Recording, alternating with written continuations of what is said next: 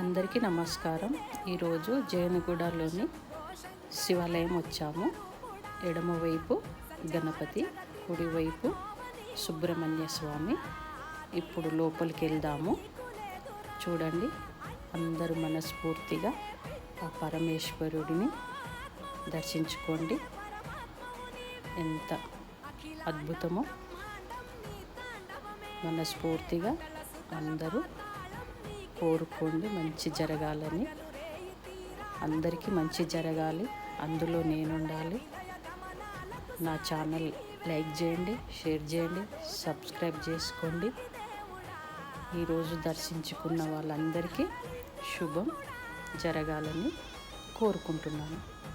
ఓం నమః శివాయ, ఓం నమః శివాయ, ఓం నమః శివాయ.